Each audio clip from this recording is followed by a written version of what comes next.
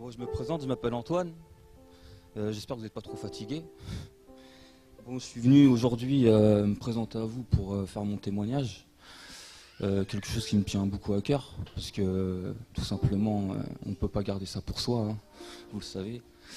Donc je vais commencer par me présenter du début. Voilà, je suis né, j'ai bientôt 30 ans, je suis né à Cholet, d'une grande famille recomposée. Ma mère a eu 3 enfants d'un premier mariage, mon père 4 d'un premier mariage, ils ont divorcé, et moi je suis le seul union du remariage, entre guillemets. Donc j'ai 4 beaux-frères et 3 belles-sœurs. J'ai été baptisé traditionnellement à l'église. J'ai jamais été croyant avant la semaine dernière, on va dire. Comment vous dire j'ai vécu une enfance heureuse, vraiment heureuse, jusqu'à l'âge de 14 ans.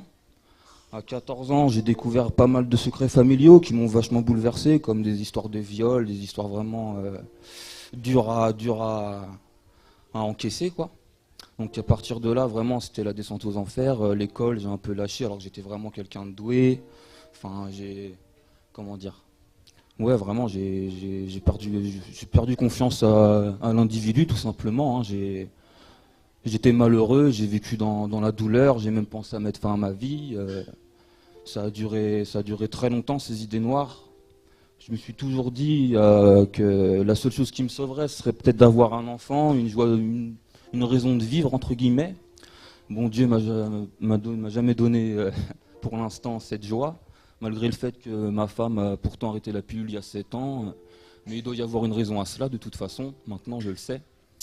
Et si vous voulez, donc ça a commencé, voilà, comme ça, j'ai commencé à perdre confiance en l'individu, je me suis mis dans la drogue énormément, j'ai vendu beaucoup de drogue, donc j'ai vendu la mort, comment dire, je me suis perdu là-dedans, hein. Ma vie a tourné vraiment autour de la drogue à partir de 14 ans jusqu'à il y a encore une semaine ou deux, hein.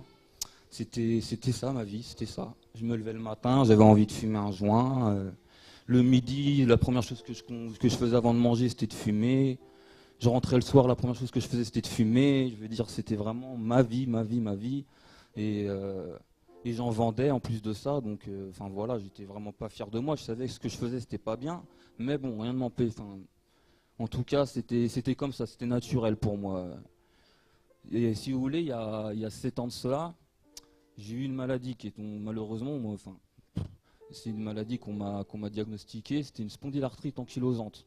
Donc si vous voulez, j'avais mal au dos, je passais mes nuits, c'était horrible, horrible. Il y a des nuits à pas dormir, à souffrir, ma femme peut en être témoin, c'était un calvaire vraiment. Je me levais le matin, j'étais un petit vieux, fallait 1 heure pour que je puisse me redresser, c'était vraiment un cauchemar. J'ai souffert énormément. Bon, j'ai entamé un traitement qui a un peu amélioré mon état, mais bon, je souffrais toujours. En fin de journée, j'avais mal au dos, je m'installais dans mon canapé, c'était dur, dur, dur. Et ça a causé des arrêts de travail répétitifs, tout ça. Donc forcément, beaucoup de temps à moi, beaucoup de temps libre. Je me suis mis à beaucoup étudier la franc-maçonnerie. Je me suis intéressé au monde tout simplement, à la politique, au monde qui nous entoure. Et je me suis rendu compte que le diable était vraiment présent par rapport à tout ça. Et je me suis dit, si le diable existe, Dieu doit exister.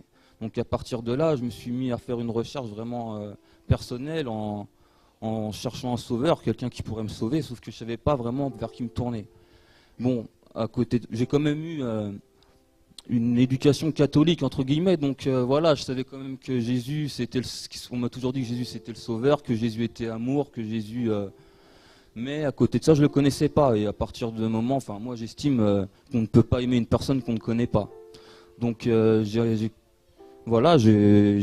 commencé à m'intéresser à Jésus. J'ai même été dans des églises. Pour pas vous mentir, ça m'a touché, hein. J'ai appris l'amour. Ça a commencé comme ça, de toute façon, hein. Mais bon, j'étais pas libéré en tout cas, hein. Ça m'a pas empêché de fumer, de rentrer chez moi, de fumer des joints, à tirer l'arigot et à me pourrir la vie, quoi. Pour vous dire même, j'ai failli en mourir car je me suis fait opérer des poumons. Ça m'a pas empêché d'arrêter, hein. Je suis sorti de l'hôpital, j'ai recommencé à fumer. Parce que de toute façon, voilà, j'étais pas délivré de tout ça. Si vous voulez savoir, ce qui m'a vraiment sauvé, c'est la lecture.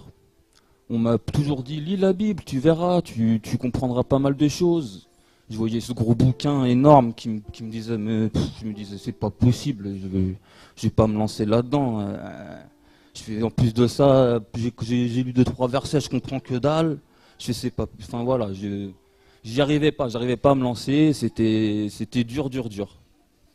Jusqu'à il y a une semaine où vraiment, je me suis dit, Antoine, faut que tu fasses l'effort, faut que tu lises les évangiles, parce qu'il y a. Donc j'ai commencé à lire les évangiles et là, je vais pas vous mentir, j'ai pleuré, c'était plus fort que moi, je pleurais, je sentais l'amour du Christ qui était là, qui était présent et une délivrance. Petit à petit, je sentais que voilà que c'était que lui par qui je pouvais être sauvé. Et un jour, il y a une semaine de cela. J'étais dans ma chambre, j'avais jamais prié vraiment, ou je faisais des petites prières, mais dans ma tête, c'était pas concret et j'y croyais pas vraiment. Je suis descendu dans ma chambre, je me suis mis dans le noir, je me suis mis à genoux et j'ai prié Christ. Et vraiment, je me suis adressé à lui comme s'il était en face de moi et comme si c'est... Vraiment, j'y croyais plus que tout, quoi. Et je lui ai demandé, j'ai crié même, je me suis dit, les voisins vont me prendre pour un fou, mais c'est pas grave. J'ai crié au Christ, j'ai dit Seigneur, libère-moi de tout ça, libère-moi des mots, que ce soit mes mots physiques, en parlant de mon dos, mes mots mentaux, la drogue, tout ça, cette dépendance, cette haine, car j'étais aussi raciste, faut dire ce qu'il est. J'avais la haine du juif, tout simplement, j'étais antisémite, je comprenais pas ce qu'ils faisaient aux Palestiniens, ça me rendait fou.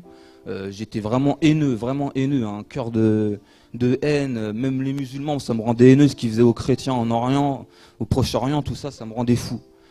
Et donc j'ai prié Dieu pour qu'il me délivre de ça. J'ai crié Jésus, j'ai dit Jésus, libère-moi de tous mes maux, qu'ils soient physiques ou mentaux. Et vraiment j'ai senti une chose comme comment vous expliquer.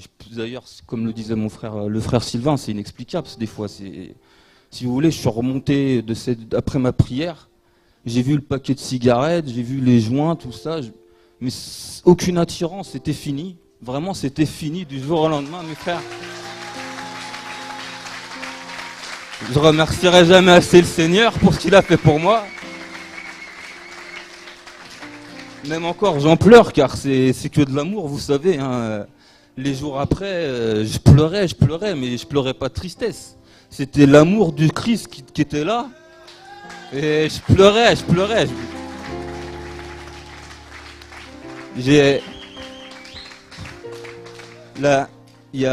un beau-frère, le frère de ma copine avec qui ça allait plus du tout parce qu'il m'a trahi pas mal de fois. Maintenant il est à la rue, il travaille pas depuis très longtemps. Et j'étais vraiment fâché contre lui car il me mentait énormément, je lui en voulais, j'arrivais pas à le pardonner tout simplement. Je voulais plus le voir, j'ai dit à ma copine, écoute, je vais plus voir ton frère, il nous fait trop de mal, il te fait trop de mal, c'est fini. Et il est venu à la maison il y a 2 jours. Et je l'ai pris dans mes bras, je lui ai dit écoute mon frère, je t'aime plus que tout, je vais te sortir de là.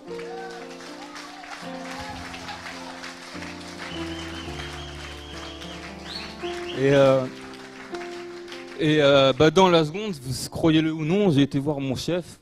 Je lui ai dit écoutez, voilà, j'ai un beau-frère qui est dans le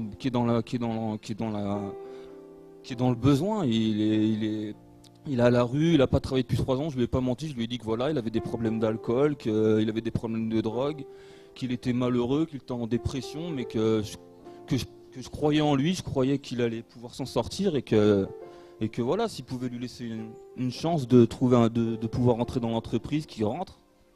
Et grâce à Dieu, il m'a dit écoute, lundi il vient, on va l'aider. Et là, lundi, je vais le former moi-même. Donc, en plus de ça, c'est moi qui vais le former à son poste. Donc, il va être plutôt, il va être dans la, ça va, il va pas être trop de pression, on va dire quoi. Et donc voilà, je voulais vous témoigner de l'amour du Christ qu'il a fait pour moi, la joie, c'est vraiment quelque chose d'incroyable. J'ai plus aucune haine en moi, mais c'est que de l'amour, que de l'amour.